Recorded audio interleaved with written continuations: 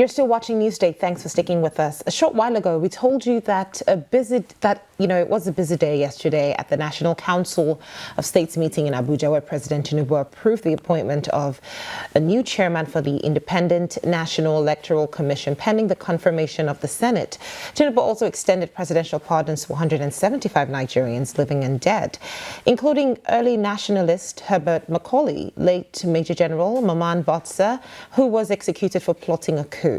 4 leaders of the Ogoni ethnic extraction who lost their lives to a mob action in 1994, as well as 4 former convicts, one including a one-time member of the House of Representatives, Farouk Lawan, Anastasia Daniel Nwobia, Husseini Umar, and Ayinla Saudu Alanamu.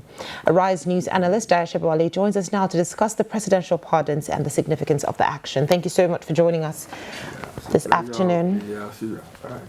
Absolutely. So let's just begin with that, the significance of these actions at this time, looking at how much time it has been since some of these convictions took place. How important would you say it was for the president to do this now? Well, clemency is an act of mercy. It is an act of mercy, and it is welcome, regardless of when and how it is done. It is a state responsibility. And you see, any act that involves forgiveness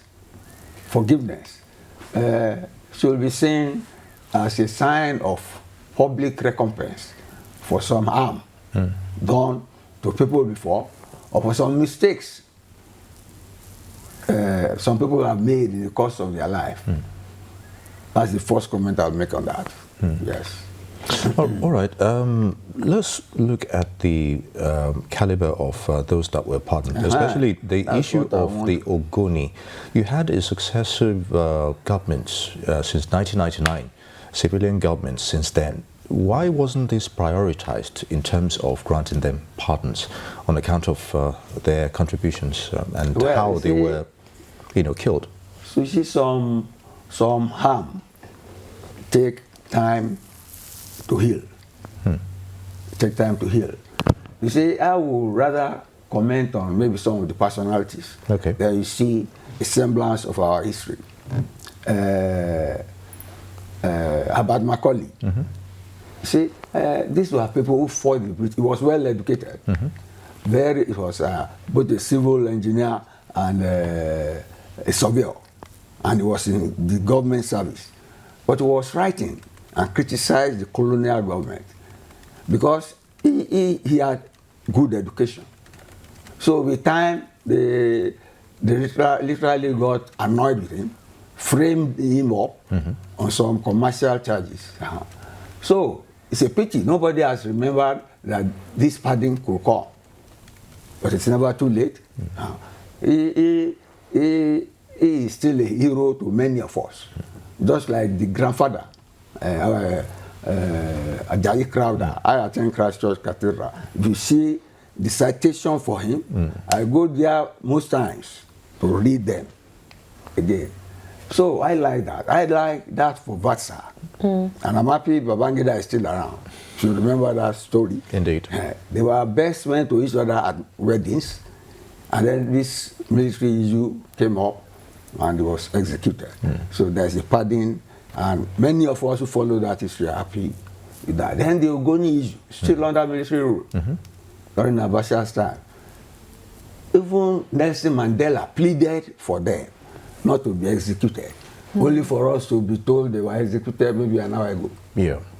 And you see, this clemency saga involved those that the Ogoni Nai were supposed to have killed.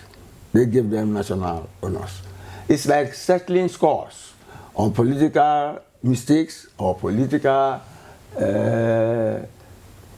difficult decisions taken in the past. So anybody who does not see it that way will be playing God. Do you get me? Will be playing God. Because you see, if you remember, Awolowo too was pardoned. He was in prison. Then they had a coup in July and they brought him out in August. And they said they remit the period he had served and fully gave him full clemency. So I think it is the way of the state, showing magnanimity in terms of mercy, in terms of pardon, in terms of forgiveness. Yes, I think after brutalizing each other on the political field, on whatever field, you can take some respite and think about what you have done and redress it. It's fine by me. All right. I love the fact that you brought in the Ogoni 9 because a lot of activists, especially Ogoni activists, have said that this should not be a pardon but a complete exoneration. As a matter of fact, Amnesty International specifically saying this is far short of real justice. And a lot of those activists still speak on accountability. While this might be symbolic, how does he hold the people who were involved in this accountable for what did happen? What are your thoughts on this? Well, I don't want to play God. You get me? So if mercy is deemed appropriate, I would want to look at the side of the victim, and if the victim had shown remorse or things like that. Say, for example, I thought you would mention this former legislator who was accused of taking bribe.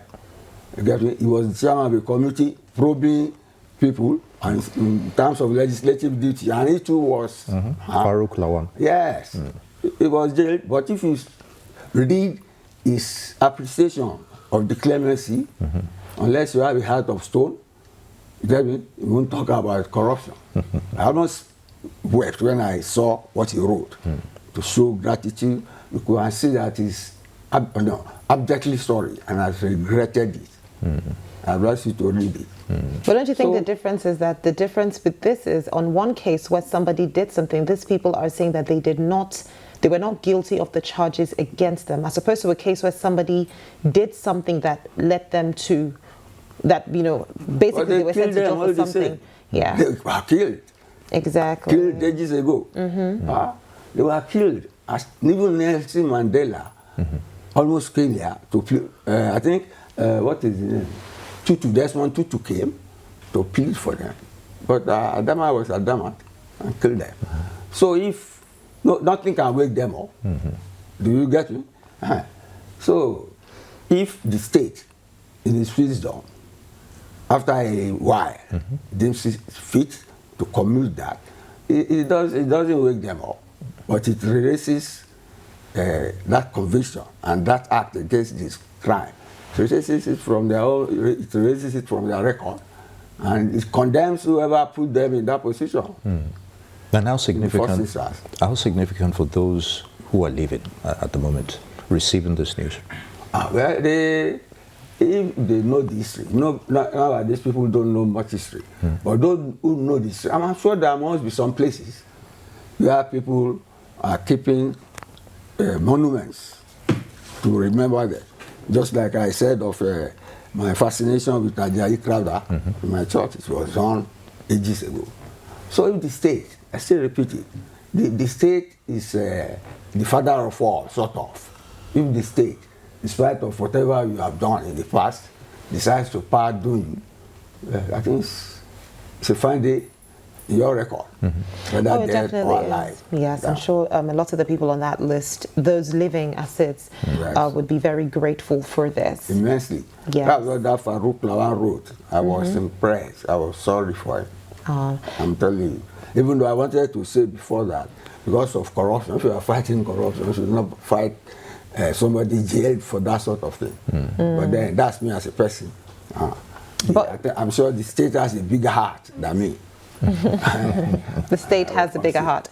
Well, moving forward, in terms of presidential pardons, would you say we should expect to see more of this?